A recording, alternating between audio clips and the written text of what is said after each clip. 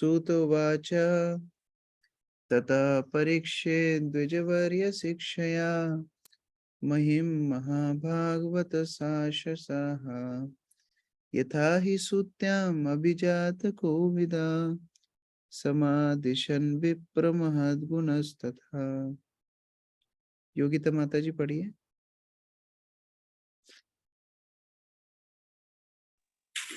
हरे कृष्ण प्रभु जी, दंडवत प्रणाम। सूत गोस्वामी ने कहा, हे विद्वान ब्राह्मणों, तब महाराज परीक्षित श्रेष्ठ द्विज ब्राह्मणों के आदेशों के अनुसार महान भगवत भक्त के रूप में संसार पर राज्य करने लगे। उन्होंने उन महान गुणों के द्वारा शासन चलाए जिनकी भविष्यवाणी अनेक जन्म के समय पदु जोशी ज्योतिषियों ने की थी। तो हमने ये पढ़ा था पिछले अध्यायों में, जब महाराज परीक्षित का जन्म हुआ था तो बहुत सारे ज्योतिषियों ने आके भविष्यवाणी की थी, उनके गुणों का बखान किया था। तो उन्हीं गुणों के साथ परीक्षित महाराज ने अपने राज्य काल को आगे बढ़ाया। राहुल प्रभु तात्पर्य पढ़िए। हरे कृष्णा प्रभु जी, धन्यवाद प्रणाम।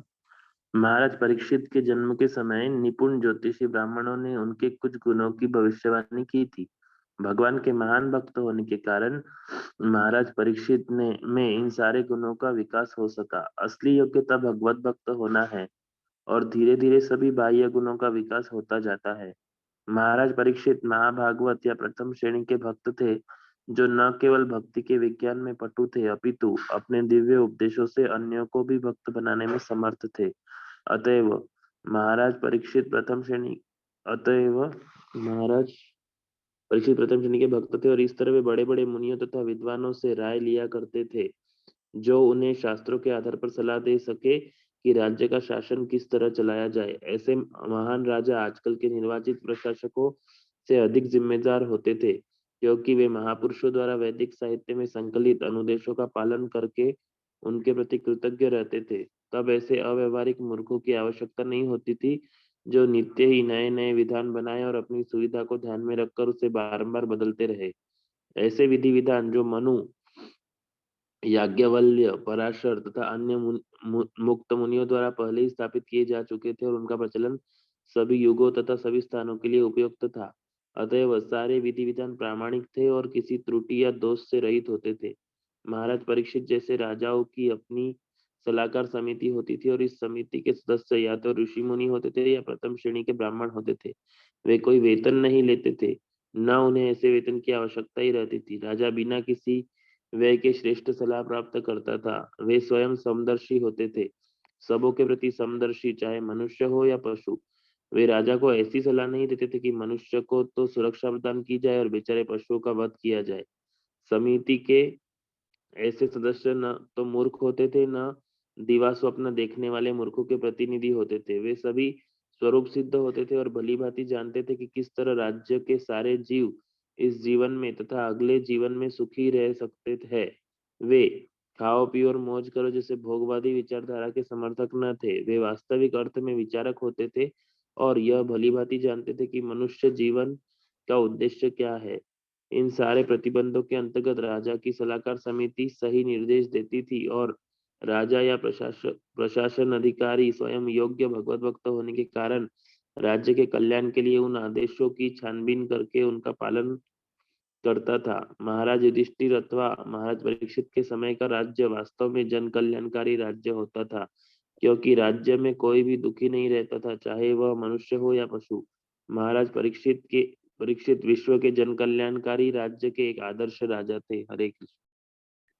तो भगवत भक्तों के बारे में भागवत में बताया गया है, यस्यास्ति भक्तिर् भगवती अकिंचना सर्वैर्गुणैस्तत्र समासते सुरः। तो जो भगवत भक्त होते हैं वैसे ही उनके अंदर सारे गुण होते हैं, तो वो जो भी सेवा करते हैं बड़ी निपुणता से करते हैं। तो महाराज परीक्षित के अंदर तो वैसे जन्म से गुण थे, भगवत भक्ति से वो गुण और निखर गए। फिर भी वह सब योग्यताएं होने के बाद भी वो ब्राह्मणों के मार्गदर्शन में अपने राज्य को चला रहे थे और बड़ी निपुणता से चला रहे थे। आगे उनके विवाह के बारे में बताया गया।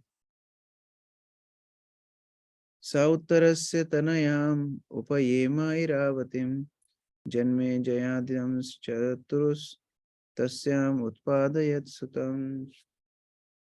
राकेश प्रभु पढ़िए। कृष्ण प्रभु जी, हरे कृष्ण प्रभु जी, दंडवत प्रणाम। राजा परीक्षित ने राजा उत्तर की पुत्री इरावती से विवाह किया और उससे उन्हें श्रेष्ठ पुत्र महाराज जनमेजय सहित 4 पुत्र प्राप्त हुए। हरे कृष्ण प्रभु जी। तात्पर्य दक्ष प्रभु।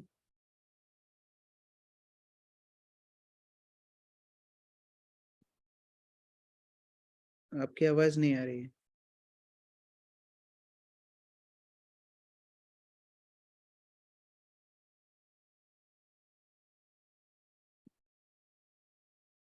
ओके, अनीता माता जी आप पढ़िए। हरे कृष्ण प्रभु जी, धन्यवाद प्रणाम। राजा परीक्षित ने राजा उत्तर की पुत्री इरावती से विवाह किया और उससे उन्हें ज्येष्ठ महाराज तात्पर्य महाराज उत्तर विराट के पुत्र तथा महाराज परीक्षित के मामा थे।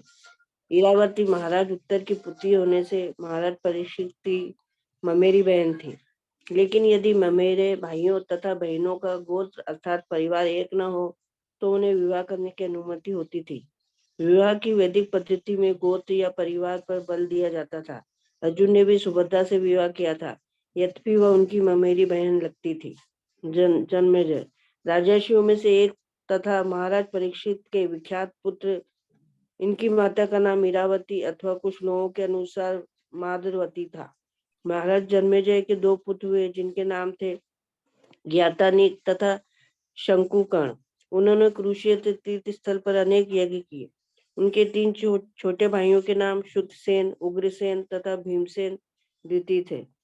उन्होंने तक्षशिला अजंता पर आक्रमण किया और अपने महान पिता महाराज परीक्षित को दिए गए अवैध शाप का बदला लेने का निश्चय किया। उन्होंने अपने पिता को डसने वाले तक्षक सहित सर्पों की संपूर्ण जाति को विनष्ट करने के लिए सर्प यज्ञ किया, किंतु अनेक प्रभावशाली देवताओं तथा मुनियों के आग्रह पर उन्हें संपूर्ण सर्प जाति को विनष्ट करने का अपना निर्णय बदलना पड़ा। किंतु यज्ञ बंद करने के बावजूद उन्होंने यज्ञ से संबंधित प्रत्येक व्यक्ति को समुचित पुरस्कार देकर उन्हें संतुष्ट किया। इस उत्सव में महामुनि व्यासदेव भी उपस्थित थे और उन्होंने स्वयं राजा के समक्ष कुरुक्षेत्र युद्ध का सारा वृतांत सुनाया। बाद में व्यासदेव की आज्ञा से उनके शिष्य वैशंपायन ने राजा को महाभारत सुनाया। वे अपने पिता के असामयिक निधन से अत्यंत दुखी थे और उन्हें दोबारा देखने के लिए अत्यंत उत्सुक रहते थे।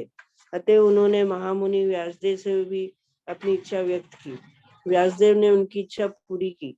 उनके पिता उनके समक्ष उपस्थित हुए और उन्होंने अपने पिता एवं व्यासदेव का पूजन बड़े ही आदर तथा धूमधाम से किया। उन्होंने इस यज्ञ में उपस्थित सभी समस्त ब्राह्मणों को अत्यंत प्रसन्न होकर मुक्त हस्त दान दिया। हरे कृष्ण। जन्मेजय का यहाँ पर संक्षिप्त वर्णन है। हमको मालूम है परीक्षित महाराज को श्राप मिला तक्षक सर्प के काटने से। वास्तव में वो तो पहले से ही अपने शरीर त्याग किया, हम अभी पढ़ेंगे आगे 12वें स्कंद में।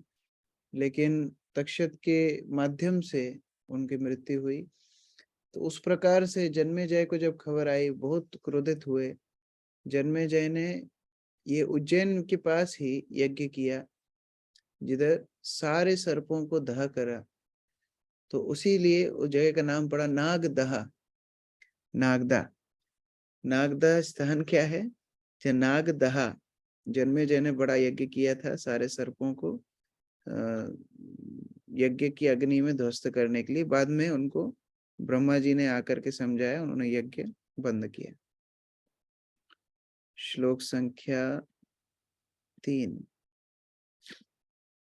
अजाहरश्वमेधं स्त्रीन् गंगायां भूरि दक्षिणां शरदावतं गुरुं कृत्वा देव यत्राक्षि गोचरा। पायल माता जी पढ़िए। हरे कृष्ण प्रभु जी। महाराज परीक्षित ने कृपाचार्य को अपने गुरु चुनने के बाद गंगा के तट पर 3 अश्वमेध यज्ञ किए। इन गंतुओं को एक निमंत्रियों को पर्याप्त दक्षिणा देकर संपन्न किया गया। यज्ञों में सामान्य लोगों की देवताओं का दर्शन भी पा सके। तो जिस प्रकार महाराज युधिष्ठिर ने 3 रहस्य यज्ञ किए थे, अश्वमेध यज्ञ किए थे, उसी प्रकार से परीक्षित महाराज ने भी 3 अश्वमेध यज्ञ किए और खूब प्रचुर मात्रा में उन्होंने दान दक्षिणा दी। देवोती प्रिय माता जी पढ़िए तात्पर्य। हरे कृष्णा प्रभु जी, दंडवत प्रणाम। इस श्लोक में से लगता है कि स्वर्ग के निवासियों द्वारा अंतर्ग्रही यात्रा सुगम है। भागवत में अनेक स्थानों पर हमने देखा है कि प्रभावशाली राजाओं तथा सम्राटों द्वारा संपन्न होने वाले यज्ञों में स्वर्ग के निवासी भी भाग लेने के लिए पृथ्वी पर आया करते थे। यहाँ पर हम पाते हैं कि महाराज परीक्षित के अश्वमेध यज्ञ में अनेक ग्रहों के देवता यज्ञोत्सव के कारण सामान्य व्यक्ति को भी दिखाई दे रहे थे। देवता सामान्यतः आम लोगों की दृष्टि गोचर नहीं होते, ठीक उसी तरह जिस तरह भगवान नहीं दिखते, किंतु जिस तरह भगवान सामान्य व्यक्ति के लिए दृश्य होने के निमित्त अपने अहेतुकी कृपा से अवतरित होते हैं, इसी तरह देवता भी सामान्य व्यक्ति को अपनी कृपा से दृष्टि गोचर हुए। यद्यपि स्वर्ग के निवासी इस पृथ्वी के लोगों की आंखों से दिखते नहीं, किंतु यह महाराज परीक्षित का प्रताप था कि देवताओं ने दृष्ट होना स्वीकार कर लिया। राजागण ऐसे यज्ञों के समय भी जी खोलकर खर्च करते थे। जिस तरह बादल पानी बरसाते हैं, बादल आखिर पानी का दूसरा रूप ही होता है, अथवा दूसरे शब्दों में पृथ्वी का पानी ही बादलों में रूपांतरित होता है। इसी प्रकार ऐसे यज्ञों में राजाओं द्वारा दिए गए दान प्रजा से ही संग्रह किए गए कर का दूसरा रूप होता है, किंतु जिस तरह जब प्रचुर वर्षा होती है तो वह आवश्यकता से अधिक प्रतीत होती है, उसी तरह ऐसे राजाओं द्वारा दिया दान भी प्रजा की आवश्यकताओं से अधिक प्रतीत होता है। संतुष्ट प्रजा कभी राजा के विरुद्ध संघर्ष नहीं करती, अतः राजतंत्रीय राज्यों को बदलने को कोई आवश्यकता नहीं पड़ती थी। महाराज परीक्षित जैसे राजा के लिए भी मार्गदर्शन के लिए गुरु की आवश्यकता थी। ऐसे मार्गदर्शक के बिना आध्यात्मिक जीवन में प्रगति कर पाना संभव नहीं है। गुरु को प्रामाणिक होना चाहिए और जो आत्म साक्षात्कार के लिए इच्छुक रहते हैं उन्हें वास्तविक सफलता प्राप्त के लिए प्रामाणिक गुरु के पास पहुंचना चाहिए। हरे कृष्णा प्रभु जी, दंडवत प्रणाम। तो जिस प्रकार राजा पूरी प्रजा से कर वसूल करते हैं, उसी प्रकार सूर्य भी पूरी पृथ्वी में जहां भी जलाशय है उनसे जल लेते हैं और फिर बादलों के माध्यम से, वर्षा के माध्यम से वो जल को पुनः वापस देते हैं। तो राजा भी इस प्रकार जो बड़े बड़े यज्ञ करते थे उसमें प्रचुर दान दक्षिणा दे करके प्रजा को पुनः संपन्न करते थे। और महाराज परीक्षित उसी प्रकार के एक आदर्श राजा थे, लेकिन फिर भी वह ब्राह्मणों के मार्गदर्शन के अंतर्गत कार्य करते थे। प्रभुपाद वहां पर गुरु के सानिध्य में रहने के लिए बल दे रहे हैं। निजाग्राहोज सावीरा कलिम दिग्विजये क्वचित नृपलिंग अधरम शूद्रम घ्रंतम गोमिथुनम पदा। गौतम प्रभु पढ़िए। हरे कृष्ण प्रभु जी, दोनों प्रणाम। एक बार जब महाराज परीक्षित विश्व विजय करने निकले हैं तो उन्होंने देखा कि कलियुग का स्वामी जो शूद्रों से भी निम्न था, राजा का वेश धारण करके गाय तथा बैल की जोड़ी के पांव पर प्रहार कर रहा था। राजा ने उसे पर्याप्त दंड देने हेतु तुरंत पकड़ लिया। हरे कृष्ण। तो अभी वो दृष्टांत शुरू हो रहा है जहाँ महाराज परीक्षित अपनी प्रजा को देखने के लिए कई बार बाहर जाते थे, देखते थे कैसे प्रजा में सब कुछ चल रहा है। तो ऐसे ही जब प्रवास पे थे, भ्रमण पर थे, उन्होंने देखा कि एक काला सा व्यक्ति जिसने राजा का वेश धारण किया हुआ है, वो राजा नहीं है, शूद्र से भी निम्न है, लेकिन राजा का वेश धारण किया हुआ है और एक गाय और बैल को बहुत जोर से पीड़ा पहुंचा रहा है, दंड प्रहार कर रहा है। तो महाराज परीक्षित बड़े क्रोधित हुए और उसको दंड देने के लिए तैयार हुए। अजय प्रभु तात्पर्य पढ़िए।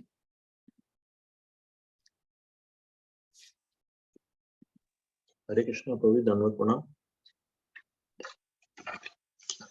दिग्विजय करने हेतु राजा के बाहर निकलने का उद्देश्य आत्मश्लाघा नहीं है। महाराज परीक्षित सिंहासन पर बैठने के पश्चात दिग्विजय करने निकले थे, किंतु यह अन्य राजाओं के उत्पीड़न के उद्देश्य से नहीं था। वे विश्व के सम्राट थे और समस्त छोटे छोटे राज्य उनके अधीन ही थे। उनका बाहर जाने का उद्देश्य यह देखना था कि क्या राज्य का शासन भगवत भावनामय ढंग से चल रहा था कि नहीं। श्री भगवान का प्रतिनिधि होने के कारण राजा को श्री भगवान की इच्छाओं को भली भांति पूरा करना होता है। इसमें आत्मश्लाघा प्रश्न ही नहीं उठता। अतः जो ही महाराज परीक्षित ने एक निम्न जाति के मनुष्य को राजा के वेश में गाय तथा बैल की जोड़ी के पांव पर प्रहार करते देखा तो उन्होंने तुरंत उसे बंदी बनाकर दंड दिया। राजा न तो सबसे महत्वपूर्ण पशु गाय का अनादर होते सह सकता है, न वह सबसे महत्वपूर्ण मनुष्य ब्राह्मण का अनादर सह सकता है। मानव सभ्यता का अर्थ है ब्राह्मण संस्कृति को आगे बढ़ाना और उसके पालन हेतु गोरक्षा अनिवार्य है। गाय के दूध में चमत्कार है, क्योंकि इसमें उच्चतर उपलब्धि के लिए मनुष्य की शारीरिक स्थिति को बनाए रखने हेतु सभी आवश्यक विटामिन रहते हैं। ब्राह्मण संस्कृति तभी प्रगति कर सकती है जब मनुष्य को सत्वगुण विकसित करने की शिक्षा दी जाए और उसके लिए दूध, फल तथा अन्न का तैयार किया गया भोजन मूल आवश्यकता है। महाराज परीक्षित यह देखकर चकित थे कि एक काला शूद्र राजा का वेश बनाए मानव समाज के सर्वाधिक महत्वपूर्ण पशु गाय के साथ दुर्व्यवहार कर रहा था। कलयुग का अर्थ है कुव्यवस्था तथा कलह। इस कुव्यवस्था तथा कलह का मूल कारण यह है कि निम्न श्रेणी के निकम्बे व्यक्ति जिनकी कोई उच्चतर महत्वाकांक्षा नहीं है, राज्य के प्रबंध में अग्रणी बन जाते हैं। राजा के पद पर ऐसे मनुष्य निश्चित रूप से सर्वप्रथम गाय तथा ब्राह्मण संस्कृति को हानि पहुंचाते हैं, जिससे संपूर्ण समाज नरक की ओर आगे बढ़ता है। स्वयं महाराज परीक्षित ने प्रशिक्षित होने के कारण संसार के समस्त संघर्ष के मूल कारण की गंध पा ली थी। अतः वे इसे प्रारंभ में ही रोक देना चाहते थे। हरे कृष्ण। तो कलयुग के प्रारंभ का प्रथम सूचना दिया जा रही है कि किस प्रकार शुद्ध प्रवृत्ति का व्यक्ति जो वैदिक साहित्य से दूर है, भगवत भक्ति से दूर है और मूल नैतिकताओं से दूर है, ऐसा व्यक्ति राजवेश पहन करके घूम रहा है। वह समाज का नेता बनना चाहता है और सर्वप्रथम क्या कर रहा है, वह गाय और बैल जो धर्म और पृथ्वी के सूचक हैं उनको प्रहार कर रहा है। जब समाज में गाय जैसे पवित्र पशुओं का और धर्म का अपमान, अनादर और इस प्रकार शोषण होता है, यही सूचक है कि कलयुग प्रवेश कर रहा है। तो यहाँ पर परीक्षित महाराज ने इस प्रकार स्थिति देखी और उसको दंड देने के लिए तैयार हुए। शौनक उवाच कस्य हेतुर्निजाग्रह कलिं दिग्विजय नृपा नृदेव चिन्ह दृक शूद्र कोसोगम या पदाहनात् तत् कथ्यतां महाभागा यदि कृष्ण कथाश्रयम्। मुकुल प्रभु पढ़िए। हरे कृष्णा प्रभु। शौनक ऋषि ने पूछा, महाराज परीक्षित ने उन्हें केवल दंड क्यों दिया, जबकि वो शूद्रों में अधम था। उसने राजा का वेश बना रखा था तथा गाय पर पाद प्रहार किया था। ये सब घटनाएं यदि भगवान कृष्ण की कथा से संबंधित है तो कृपया इनका वर्णन करें। देखिए, जिज्ञासा करने वाले का उत्साह से बोलने वाले का उत्साह होता है। जब सूत गोस्वामी ने बोला कि उन्होंने उनको दंड दिया तो शौनक आदि ऋषियों को बड़ा क्रोध आया। बोले क्यों दंड क्यों दिया? ऐसा व्यक्ति जो गाय को प्रहार कर रहा है, ब्राह्मण संस्कृति पे आघात कर रहा है, ऐसे को तो मृत्यु देना चाहिए था, दंड देकर के क्यों छोड़ दिया? और ऐसा भी नहीं कि जिज्ञासाएं केवल शुष्क जिज्ञासाएं थी, नहीं, उन्होंने एक और बात साथ में जोड़ दी। ये सब बातें हम जानना चाहते हैं, लेकिन अगर कृष्ण संबंधित हो तो। यदि कृष्ण संबंधित नहीं है तो ये डिटेल जानने में हमारी कोई रुचि नहीं है। तो दोनों ही बातें बड़ी शिक्षाप्रद हैं।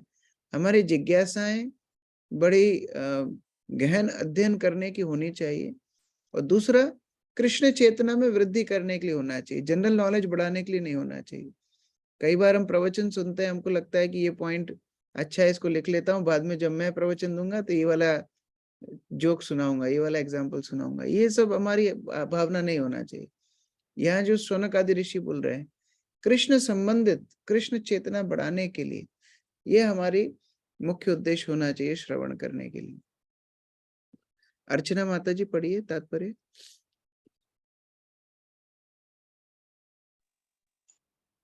शौनक मुनि तथा अन्य ऋषिगण यह सुनकर विस्मित थे कि पुण्यात्मा महाराज परीक्षित ने अपराधी को केवल दंडित ही क्यों किया, उसे मार क्यों नहीं डाला। इससे यह सूचित होता है कि महाराज परीक्षित जैसे पुण्यात्मा राजा को चाहिए कि वह ऐसे अपराधी को तुरंत मार डाले जो राजा का वेश बनाकर जनता को ठगता है और साथ ही पवित्रतम पशु गाय को अपमानित करने का दुस्साहस करता है। उस काल के ऋषियों ने यह स्वप्न में भी कल्पना नहीं की थी कि कलयुग के अग्रगामी दिनों में निम्नतम शूद्रों को प्रशासक के रूप में चुना जाएगा और गोवध करने हेतु खुले सुनियोजित पशुवध केंद्र खोल दिए जाएंगे।